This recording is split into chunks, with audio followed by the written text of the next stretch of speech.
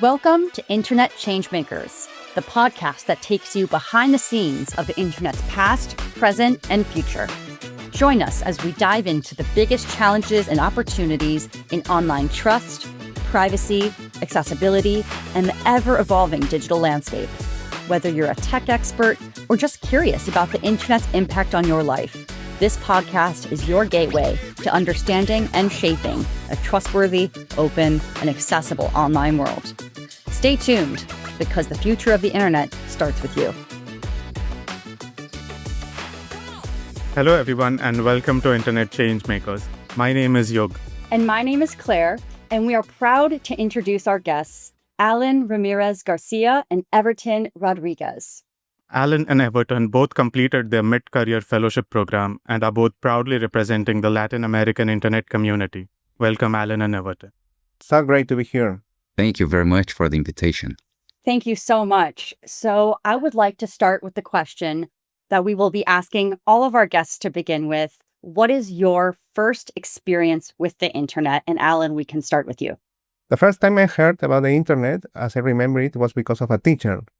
We have a literature teacher in high school.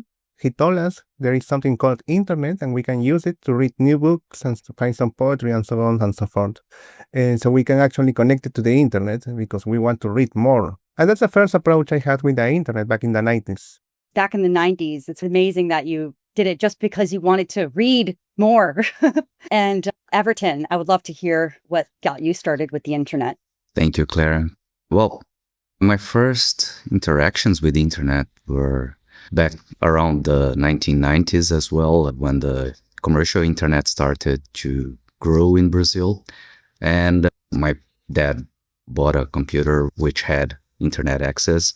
Back then, you had to know how to access a part of the network because Google didn't exist back then. Then you had other search engines, but they were very different of the idea that we have of search engines today. And then, well, I used to visit websites, specific websites. You need to buy a magazine to know the secrets or places of the network that you would like to visit, to download stuff. But it wasn't until the early 2000s that I got a better figure of what the internet was really about. Thank you for that. And beyond just your first experiences with the internet, what is your favorite application of the internet? What is your favorite way to use it? And again, we can start with Alan and then move to Everton. Thank you, Claire. This is a very interesting question. I never thought about that. I think it's some application to hear music, like YouTube Music or something like that. I'm spending a few hours listening to music every day. So for me, I think it could be a good example of how I enjoy the internet.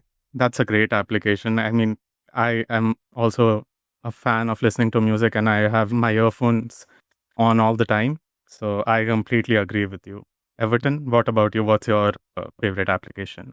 Well, I am always amazed by tutorials which teach you to do whatever you want to build or unbundle or disassemble. So whatever I need to fix, I try to look for that, for any particular very specific gear or that someone may have used elsewhere in the world. And that's my favorite application to my life of the internet. So I'll just mention a very quick example. I have a camera, and then this camera had a gear, a very small gear, and the only way to repair it was either here in Brazil, or I could ask for a person in Taiwan to fix it or to send the gear here to Brazil so that it could be fixed. I can't imagine doing that using letter, telephone, or whatever. So I had to find a way to find that less than 1 millimeter gear in Taiwan all across the globe. So if that is not a great application of the network, of the internet, what else? Talk about global connectivity. So in this episode, what we really want to explore is what is the internet ecosystem? Who are the different actors in this ecosystem? What institutions, what organizations are playing a role in the internet's operation? So really the kind of question that we're getting at is who runs the internet?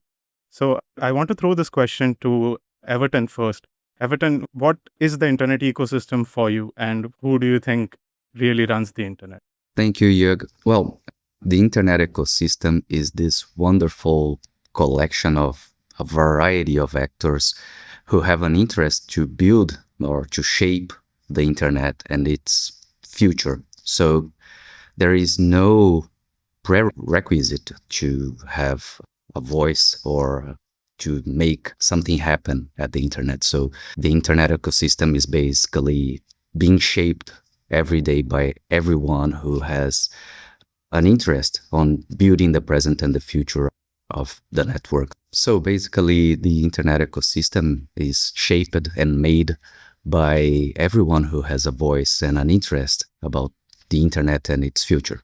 That's beautiful. So everyone who has ever gone to a website and watched a video is basically who's running the internet. That's a beautiful way of looking at it. Alan, how do you see the internet ecosystem? Thanks, you. This is a very important question.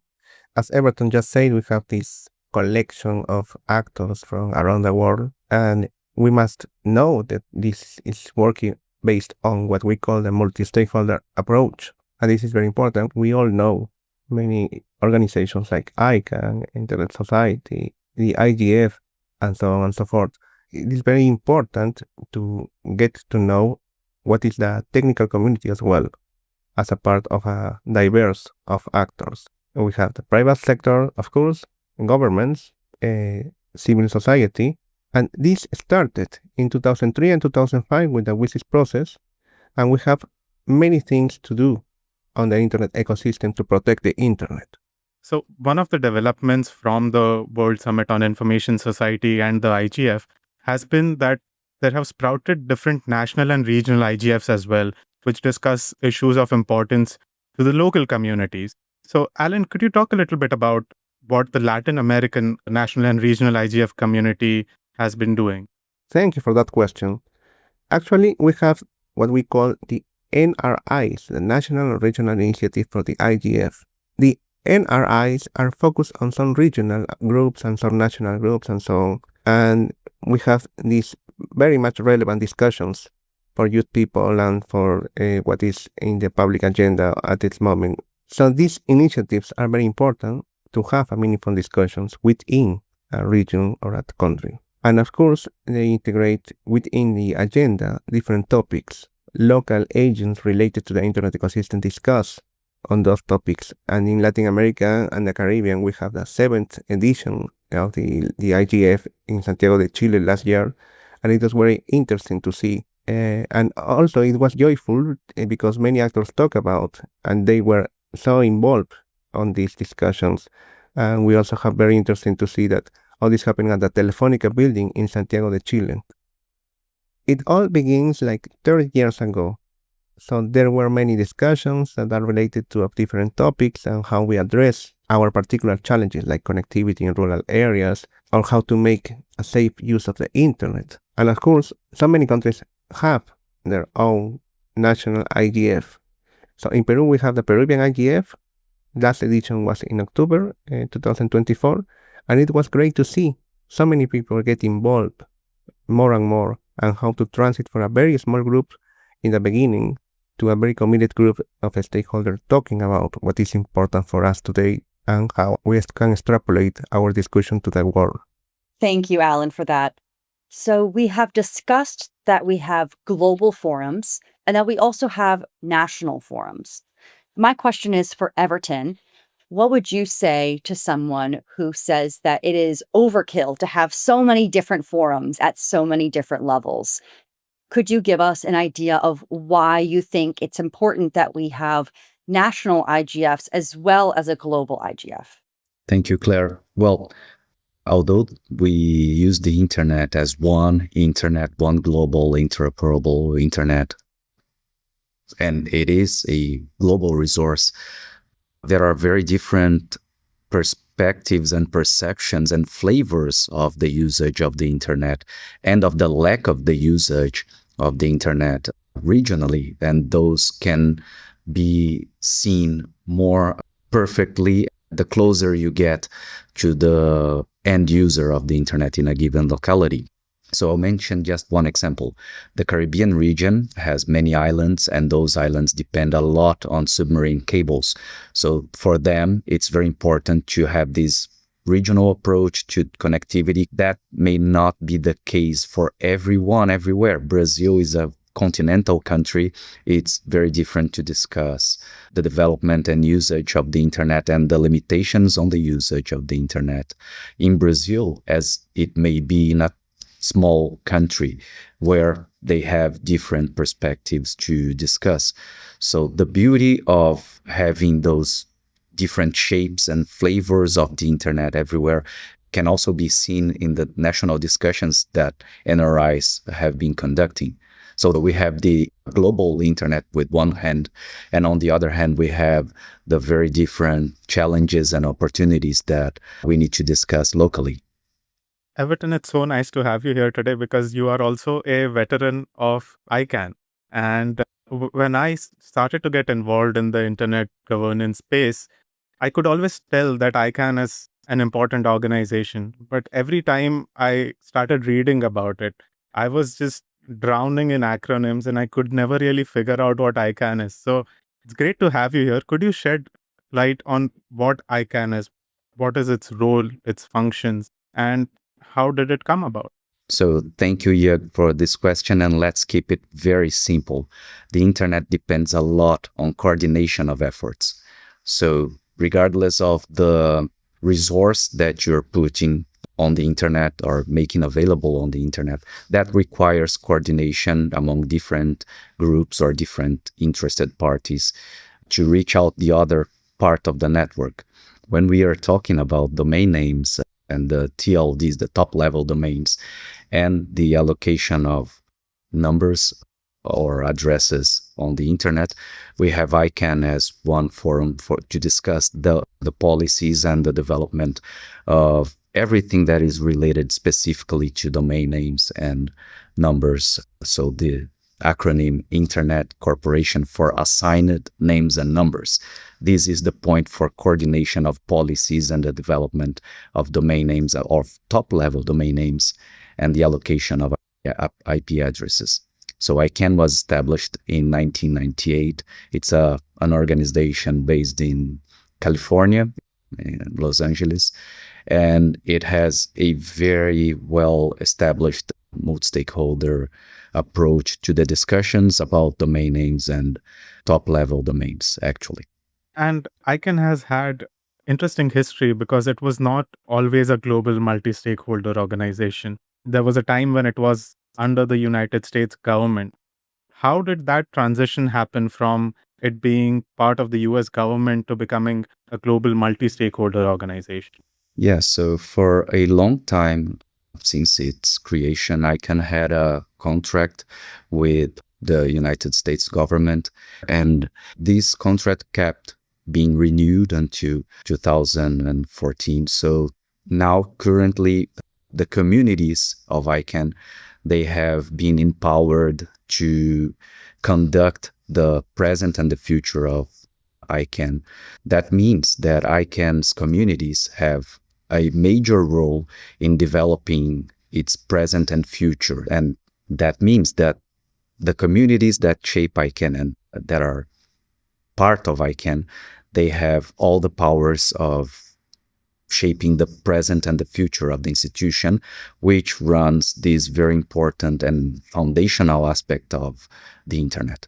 When we had the Snowden revelations back in the 2012, 13, around that time, there was a suspicious that the DNS could have been used to spy and to be misused by governments.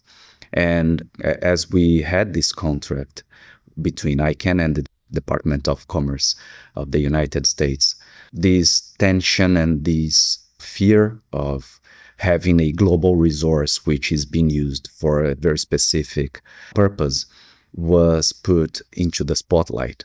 And ICANN and the DNS, the root servers, and everything that is around the usage of the top-level domains are so vital for the functioning of the internet. This was put into discussion. Not only that was being discussed around 2014 when Net Mundial was announced. Brazil had its own internal discussions about legislation and the Brazilian Marco Civil da Internet, the Brazilian Internet Bill of Rights. So we had a lot going on everywhere. So the global multi-stakeholder community needed to have a space, a clear space to discuss the present and the future of the internet. And that's when and where Net Mundial was called to happen in São Paulo. And that was an event that took place in 2014. And Alan, what do you think?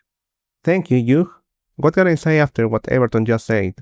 Maybe it is important to know who are the actors within the internet ecosystem, and beyond government, private sector, and civil society participation, it is very essential to get to know what technical community do. To add, and as a follow-up, to have this as a conversation, I would like to emphasize that it is indeed so important to recognize the roles of every stakeholder who is building the internet, but also to highlight how those different roles and responsibilities are not fixed. So the dynamic of the internet itself allows that the technical community representatives also have some very strong civil society agenda behind them, and the same applies to government, who may be close to business representatives. So all these also reflects the nature of the internet, of its dynamic and everything that happens around it. I love that you mentioned that the internet is a dynamic system. And just like an ecosystem, like we would have learned in biology class, there are a natural set of checks and balances. Every actor in the ecosystem plays a role which supports another part of the ecosystem. And in the internet governance community, this is largely known as the multi-stakeholder model, where all of these different actors come together. You both represent the technical community. And can you explain the role of the technical community in the internet ecosystem as it relates to other parts of the ecosystem, whether it is the private sector, civil society, government, or any other stakeholder in the ecosystem? Alan, you can go first. Thank you. This is a very important question. What is the role of the civil society and the private sector and governments and technical community is, like Everton just said, a dynamic system, and it is very related to the nature of the internet. So we have key agents in a relationship with each other. It is very important to get to know every agent within the internet ecosystem. As Everton said, this is a dynamic system. It is very related to the nature of the internet. But technical community has many roles, many functions. One of them is to manage scarce resources, like IP addresses, for example. So this is very important to have in a regional perspective and to have many rules, and the interaction and the decision. It is also in a multi-stakeholder process. So because of the nature of the internet is in that way, the decisions about how internet governance must be, it is necessary to have to be involved in a multi-stakeholder decision process. And we need to reinforce and reaffirm that nature. What is your thought, Everton, when it comes to the way the technical community supports other parts of the internet ecosystem? So the technical community, although they see at many times that they are just purely technical or that they are just proposing codes, protocols, and so on, all that has a background of intentions. So all of us who represent somehow the technical community, we have the intent of building something. And in that intention, policy and politics, why not, is always expressed as well. So when we, as the technical community, are expressing those new terms, new protocols, new ways of building the internet, it is very clear that we also are interacting with other parties who should or would be affected by those proposals. So although the technical community is the foundational community of the internet, who has bricklaying the structures of the internet itself. Their relation with other stakeholders is also very important, and is very natural because though the code is about to be used by everyone, so the interactions of that will happen one way or another. So Everton, continuing on that thought, there are different places where different stakeholders come together and discuss various internet issues. And one of the most important forums for this is the Internet Governance Forum. Could you talk a little bit about the importance of the IGF and what role it plays in the internet ecosystem? Sure, thank you, Jörg. Well, the internet already has and has had a lot of different fora for very specific issues, very specific discussions, which happen around the development of protocols, the development of or management of top-level domain names, for example, or allocation of IP addresses. But until 2005, we didn't have any forum to discuss broader internet issues or specific or topics that weren't addressed in those specific forums. So back in 2005, the IGF was created to discuss as many different aspects of the internet development as we have today. So thanks to the IGF, we can host multi-stakeholder discussions on a variety of topics which are affecting internet users everywhere. So the IGF is a sort of a platform for discussing a variety of themes related to the internet and its governance. I just want to quickly share as well something I find really interesting about the IGF, which is that it is the only UN meeting that is open to anyone. Anyone can attend the IGF. It can be a minister of a country. It could be someone who is interested in the internet. It could be you and me and anyone else who wants to go can go. And I think that makes it really special. Definitely. And that's another reflex of how the internet works, because who should be deciding or who should be talking about the internet and its development, if not everyone who is affected or who is actually building the internet? And I think this is reflected in the way IGF is organized. So one of the most important elements of the IGF is the multi-stakeholder advisory group, which supports and advises the IGF leadership and secretariat on how it should be organized, what should be the important issues. And Alan, of course, has been part of the multi-stakeholder advisory group. So Alan, could you please talk about what exactly the MAG is and what does it do in the IGF? Yes, thank you so much. I have had the privilege to be appointed to the MAG in 2022, and I was there until 2024. And as you say, the MAG is a multi-stakeholder advisory group within the Internet Governance Forums. And I think you don't get to know the MAG from outside the MAG. So has been very interesting to me to get involved in this process and to know how this group of experts are making an impact in the IGF decisions and direction for the following years. So as you know, the MAG is a group of people from around the world, like 45 people from different internet governance perspectives, and they are from different backgrounds, and of course, they are there in their personal capacity, perspective, but are representing different stakeholder groups. So it has been a very interesting experience to be within the MAG, and what we are doing in the MAG is very important because we're talking what are the most important topic about the internet governance public agenda from one year to another.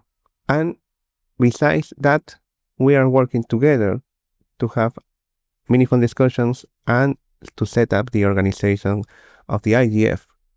So what is also interesting in the MAG is that not every people are agree with each other. We have many discussions, and this is very enriching for us. And like a Peruvian thinker said, to disagree is another way to get closer. What a beautiful sentiment.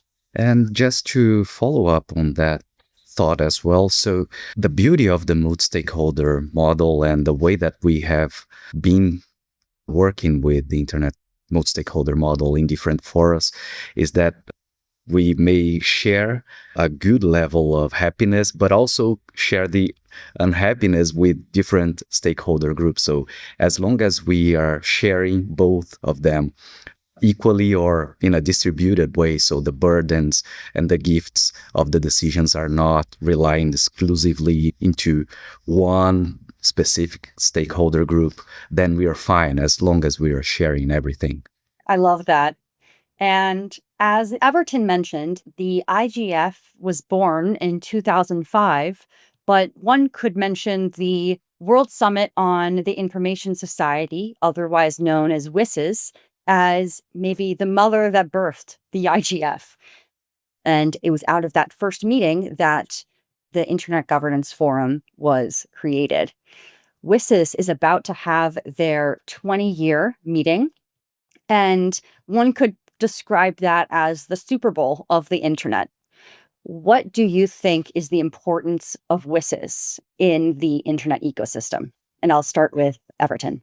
Thank you, Claire. Well, back in 2005, major decisions regarding the internet were taking place, not only by the member states of the United Nations, but also by other stakeholders who had interest on the development and actually looking ahead to the future of the internet.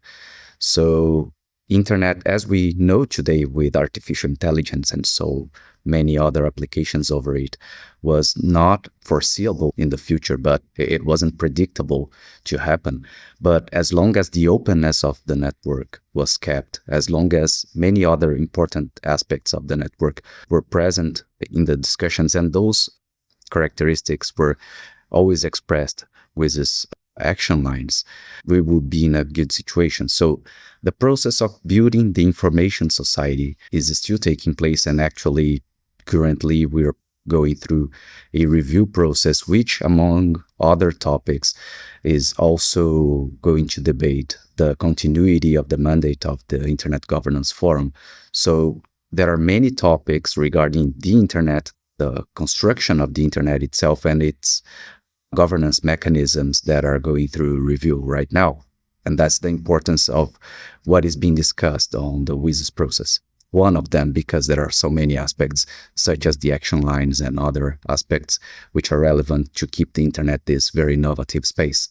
One of the important developments out of the Internet Governance Forum and the World Summit on Information Society has also been the sprouting of these national and regional internet governance forums, where local communities come together and discuss the issues that are most important to them. And then eventually they also make their way to the Internet Governance Forum. Alan, could you talk a little bit about what the national and regional IGF space is like in Latin America? This is a very important question because as we are talking about globally connected ecosystem, there are so many agents playing different roles within the regions and countries. So to set up a position or have a meaningful discussions at the regional level is very essential to spread what is important for some region and how to connect ideas and how to work together with other actors around the world. In Latin America, we have the LAC IGF, and last year it was in Santiago de Chile, a very important meeting from different people. It was the number 16 edition. So this is very great for us to have. I'm glad that we brought up ICANN. ICANN is a great friend to the Internet Society, and we do a lot together. So I'm glad that we've mentioned them. I would love to ask Alan, how do you see the Internet Society fitting into the Internet ecosystem? And what is the role of the Internet Society in keeping the Internet open, globally connected, secure, and trustworthy? Thanks, Claire. The Internet Society plays different roles and they are very essential to the Internet ecosystem. From a technical perspective, we have, for example, the IETF, and of course for the promotion and defense of the Internet as we know it. Internet Society works to advocacy for an Internet that remains open and globally connected, and in which we will maintain its critical properties to be a network for all and by all. Having said that, I am related with the Internet Society for many years now, primarily as a follower, and of course I had the privilege to get involved with the Internet Society later. It started with some courses in community networks we have with the OAS, and after that I had the luck to be selected in the cohort of the Mid-Career Fellowship. So the Mid-Career Fellowship empowered my professional career, and I met some great experts and people from around the world, And thanks to the Internet Society, I met some great friends. I knew Everton before we were selected at the mid-career fellowship, but we met again and we have a meaningful dialogue and learn a lot from each other, from leaders, from experts, from ISOC staff, and from the other fellows. And we were prepared to face challenges for the future in the internet in a complex environment where it will be difficult to address in many ways. And of course, this is the digital future, and I think Internet Society gives us the tools and prepare us to make a better impact for the lives of the people. Thank you so much, Alan, for that. It's great to hear that your experience was as formative for you as impactful for us. I would love to hear your perspective, Everton, as you also completed the Mid-Career Fellowship, and as we have heard through this episode, a very wise follower of the internet ecosystem. So could you tell us a little bit about what you see as the Internet Society's role in the internet ecosystem and how your time with us at the Mid-Career Fellowship has prepared you for what is to come? Thank you, Claire. Well, I think that the most beautiful aspect of the Internet Society is that it's so adaptive to the internet ecosystem as a whole. So we can talk about the role of the Internet Society when it created PIR and to manage.org, for example. We can talk about the role of the Internet Society on being a sort of an umbrella corporation for the IETF, as Alan mentioned. We can talk about the many initiatives, the policy-related initiatives, like the Internet Way of Networking framework that ISOC produces. So there are so many different aspects that ISOC keeps reinventing itself to keep promoting the best of the internet to basically everyone. And that includes the chapters, which that goes back to our conversation when we were talking about the NRIs. Many NRIs are supported or just happen because there is a local chapter promoting the NRI in a given location. So ISOC has a lot of different aspects of different contributions and keeps building new things to keep up with the level of importance that the internet has for everyone. So when it comes to the Mid-Career Fellowship, this was a new program when Alan and I joined a couple of years ago. And it is no accident that since I've been to the program, I learned a lot, not only about the internet itself, but about with the mentorships that we received on leadership issues, on other aspects that I, as a professional on the field of internet governance for so long, didn't have time or opportunity to develop elsewhere. So this was a key milestone for me and allowed me to develop other skills that I didn't know back then. Currently, I'm very thankful for this program to allow this development of my skills. After that, I became, for example, one of the counselors of the Country Code Name Support Organization, the CNSO at ICANN. And that's in part because of the training, the awesome training that I received by ISOC Mid-Career Fellowship. It's so inspiring to hear these stories of people who have been involved with Internet Society in some way, and especially people who come out of the fellowship and go on to make huge impact in their own communities and also in these international forums. I want to thank Everton and Alan both for coming and talking to us today. And I think this is a huge conversation. We could go on for some more time, but I think we'll have to close here today. Thank you so much for coming and talking to us about the internet ecosystem. Thank you so much. It's been a pleasure. Thank you very much. Thanks for having me. That's it for this episode of Internet Changemakers. If you enjoyed it, subscribe and share. The internet is for everyone, and we all play a role in keeping it safe and open. Want to learn more? Visit internetsociety.org/learning for free self-paced courses on privacy, internet governance, and more. Support our mission to build a stronger, more inclusive internet, and consider donating via the link in the show notes. To connect with our global alumni network, visit our website and follow us online. Until next time, stay curious and help shape the internet's future.